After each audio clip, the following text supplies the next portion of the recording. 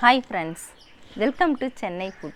ஒரு கப்பு பாஸ்தாவும் ஒரே ஒரு முட்டையும் இருந்தால் போகிறோங்க. சட்டுன்னு 5 நிமிஷத்தில் மொறுமொறுப்பான ஈவினிங் ஸ்நாக்ஸ் எப்படி செய்கிறதுன்னு பார்க்க போகிறோம். வாங்க பார்க்கலாம்.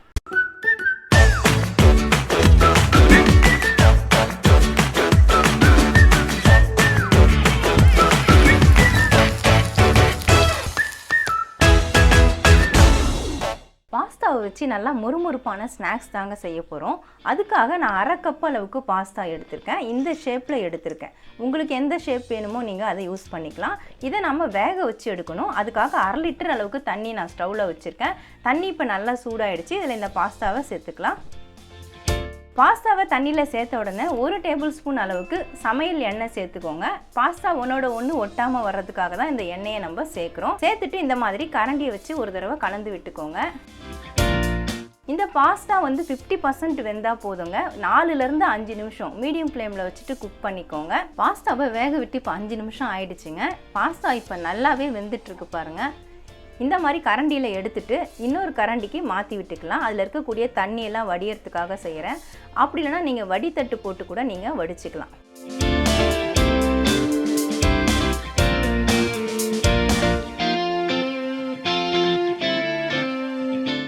தண்ணியில் இருக்கிற பாஸ்தா எல்லாத்தையுமே நான் வடி கரண்டிக்கு மாற்றிட்டேங்க. இந்த மாதிரி தண்ணியை நல்லா வடிய விட்டுடுங்க. அதுக்கப்புறமா வேறு ஒரு பவுலுக்கு மாற்றிக்கலாம்.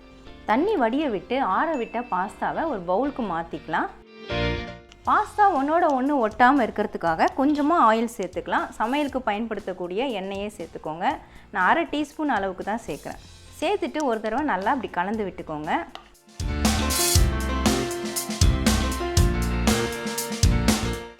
இந்த மாதிரி மிக்ஸ் பண்ணதுக்கு அப்புறமா ஒரு முட்டையை நான் பவுலில் உடச்சி ஊற்றிருக்கேன்.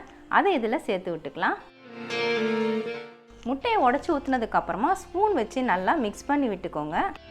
ரொம்ப பொறுமையாக மிக்ஸ் பண்ணுங்கள், ஏன்னா பாஸ்தா வேக வச்சு எடுத்துருக்குறோம். இந்த மிக்சிங் அப்படியே இருக்கட்டும், நல்லா முட்டையோடு சேர்ந்து ஊறிட்டு இருக்கட்டும். நம்ம ட்ரை மிக்ஸ் ரெடி பண்ணிக்கலாம். ஒரு மிக்சிங் பவுல் எடுத்துக்கோங்க. நம்ம 1/2 கப்பு பாஸ்தா எடுத்ததுனால 1/2 கப்பு அளவுக்கு நான் மைதா மாவு எடுத்திருக்கேன். அது இதில் சேர்த்துக்கலாம். 1/2 டீஸ்பூன் தனி மிளகாய் தூள் எடுத்திருக்கேன். அதையும் இதில் சேர்த்துக்கலாம். 1/2 டீஸ்பூன் சால்ட்டு, கொஞ்சமாக ஓரிகனோ ஹெர்ப்ஸ் சேர்த்துக்கலாம். இது இல்லைன்னா கரம் மசாலா சேர்த்துக்கோங்க. நான் 1/2 டீஸ்பூன் அளவுக்கு எடுத்திருக்கேன். அதை சேர்த்துட்டு இந்த மாவை நல்லா மிக்ஸ் பண்ணி விட்டுக்கோங்க. மாவு மிக்ஸ் பண்ணதுக்கப்புறமா நம்ம முட்டையோடு சேர்த்து மிக்ஸ் பண்ணி வச்ச இந்த பாஸ்தா அதை இந்த மிக்ஸில் எடுத்து போட்டுக்கலாம். போட்டுட்டு நல்லா பரட்டி விட்டுடுங்க. மாவு நல்லா கோட் ஆகணும். பரட்டினதுக்கப்புறமா இப்படி வெளியே எடுத்துகிட்டு அதை லைட்டாக தட்டியும் விட்டுடுங்க. இதே மாதிரி எல்லா பீஸையுமே நம்ம ரெடி பண்ணி எடுத்துக்கணும். நம்ம மாவில் மிக்ஸ் பண்ணி எடுத்த பாஸ்தாவை பொரிச்சு தாங்க எடுக்க போகிறோம். பொரிக்கிறதுக்காக நான் ஸ்டவ் ஆன் பண்ணிவிட்டு கடாயில் எண்ணெய் ஊற்றி வச்சுருக்கேன். எண்ணெய் சூடான உடனே மிதமான சூட்டில் வச்சுக்கோங்க. நம்ம மிக்ஸ் பண்ண இந்த பாஸ்தா பீசஸை எண்ணெயில் போட்டுக்கலாம்.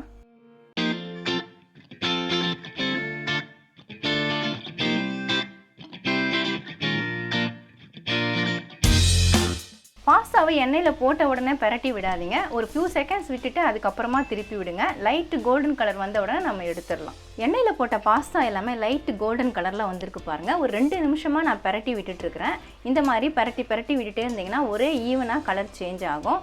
ரொம்ப கலர் சேஞ்ச் ஆகிடக்கூடாது. லைட்டு கோல்டு கலர் வந்தாலே போதும். இப்போ நம்ம எண்ணெயிலேருந்து எடுத்துடலாம். எண்ணெயிலேருந்து எடுத்த உடனே நல்லா எண்ணெயை வடிய விட்டுட்டு எடுங்க. இந்த சத்தத்திலே தெரியும் எவ்வளவு முறுமுறுப்பாக இருக்குன்ட்டு. இதே மாதிரி இருக்கிற பாஸ்தா பீசஸ் எல்லாத்தையுமே நான் பொரிச்சு எடுக்க போகிறேங்க. ரெடி பண்ணி பொரிச்ச பாஸ்தா எல்லாத்தையும் நான் ஒரு மிக்சிங் பவுலுக்கு மாற்றிருக்கேங்க. பாருங்கள், நல்லா முறுமுறுப்பாக இருக்குது. இந்த சத்தத்திலே உங்களுக்கு தெரிஞ்சிருக்கும். இது இன்னும் நல்லா டேஸ்ட்டாக இருக்கிறதுக்காக நான் சில்லி பவுடரும் சால்ட்டும் சேர்க்க போகிறேன். உங்களுடைய காரத்துக்கு தகுந்தா போல் உப்பு நீங்கள் சேர்த்துக்கலாம். மிளகாய்த்தூளும் சேர்த்துக்கலாம். நான் 1/2 டீஸ்பூன் அளவுக்கு மிளகாய்த்தூள் சேர்க்குறேன். 1/2 டீஸ்பூன் அளவுக்கு சால்ட்டு சேர்க்குறேன். இது ரெண்டுத்தையுமே சேர்த்துட்டு ஒரு மூடி போட்டுட்டு நம்ம நல்லா ஷேக் பண்ணி விட்டுடலாம். நல்லா ஈவனாக மிக்ஸ் ஆகிடும். ஒரு ஃபியூ செகண்ட்ஸ் நீங்கள் பண்ணாலே போதும். பாருங்கள் நல்லா ஈவனாக மிக்ஸ் ஆகிருக்கு. பார்க்கும்பொழுதே உங்களுக்கு தெரியும். நல்லா மொறுமொறுப்பான பாஸ்தாவை வச்சு ஒரு ஈவினிங் ஸ்நாக்ஸ் நம்ம ரெடி பண்ணிட்டோம். நம்ம வீட்டில் இருக்கக்கூடிய குட்டீஸ்க்கு எப்போவுமே ஒரே மாதிரி ஸ்நாக்ஸ் ரெடி பண்ணி கொடுக்காம கொஞ்சம் புதுமையாக நம்ம செஞ்சு கொடுத்தோம்னா அவங்களும் விரும்பி சாப்பிடுவாங்க. ரொம்ப ரொம்ப டேஸ்டியாகவும் இருக்கும். நம்ம பாஸ்தாவை வச்சு பிரேக்ஃபாஸ்ட், டின்னர் இந்த மாதிரி தாங்க ரெடி பண்ணுவோம். ஆனால் ஸ்நாக்ஸுன்றது ரொம்பவே புதுமையானது, ஆனால் ரொம்ப ரொம்ப டேஸ்டியானது. ரொம்ப சுலபமாகவும் செஞ்சிடலாம். கண்டிப்பாக ட்ரை பண்ணி பாருங்கள். முட்டையும் பாஸ்தாவையும் வச்சு மொறுமொறுப்பான ஈவினிங் ஸ்நாக்ஸ் எப்படி செய்கிறதுன்னு வீடியோவில் பார்த்துருப்பீங்க. உங்கள் வீட்டு குட்டீஸ்லாம் கேட்டாங்கன்னா இந்த மாதிரி சட்டுன்னு செஞ்சு கொடுங்க, விரும்பி சாப்பிடுவாங்க. உங்களுக்கு இந்த வீடியோ பிடிச்சிருந்தா லைக் பண்ணுங்கள், ஷேர் பண்ணுங்கள், சப்ஸ்கிரைப் பண்ணுங்கள். பக்கத்தில் இருக்க பெல் ஐக்கானை கிளிக் பண்ணிக்கோங்க. இதில் ஆல்னு ஒரு ஆப்ஷன் காட்டும், அதையும் கிளிக் பண்ணிக்கோங்க. நன்றி, வணக்கம்.